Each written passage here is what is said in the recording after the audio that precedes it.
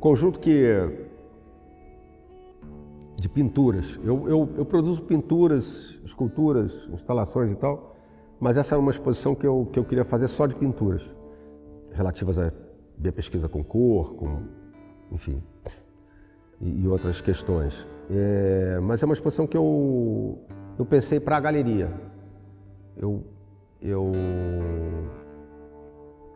tinha esse espaço da galeria na minha cabeça enquanto trabalhava, e eu tenho a impressão que o conjunto que eu trouxe, ele responde à minha expectativa, digamos assim, de ocupação espacial da galeria, né, do espaço arquitetônico da galeria.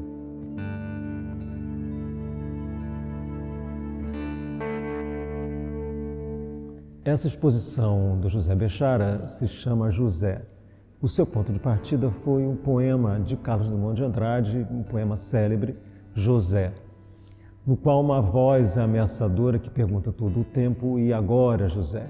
O sujeito do poema do Drummond se vê emparedado numa espécie de labirinto sem saída e não há o que fazer. Ora, isso é exatamente o contrário do que eu vejo no trabalho do José Bechara, muito embora haja uma coisa em comum, que é a pergunta, não é? E agora, José? Porque no trabalho do Bechara é como se houvesse essa pergunta, e agora, José? Ao mesmo tempo, o trabalho é a resposta. Então, se no poema do Drummond não há resposta possível, não há saída possível, aqui o que nós encaramos é exatamente a pergunta e a resposta. Portanto, uma reunião das perguntas que são fundamentais no trabalho do Bechara. E para mim são perguntas sobre o tempo. O que é o tempo? Como nos situamos em relação a ele?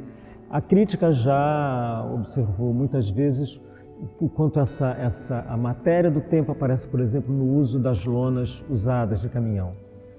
Esse tempo que aparece nessa matéria, né, me parece que essa matéria está inteiramente contaminada por uma outra temporalidade que vem das cores e das texturas e mesmo dos materiais que o Bechara emprega, né? Muitas vezes o ferro, o cobre, as oxidações. Portanto, me parece que esse tempo é muito mais do que um tempo histórico, é um tempo abissal, quase que um tempo sem tempo. É o tempo da terra, dos minerais, o tempo para além da história. É um tempo de uma natureza elástica e que se perde na sua própria memória.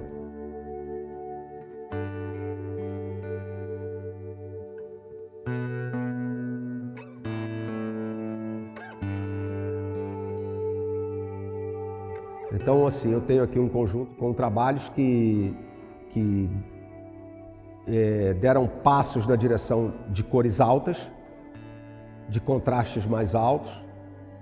Isso tem uma certa, digamos assim, novidade no trabalho.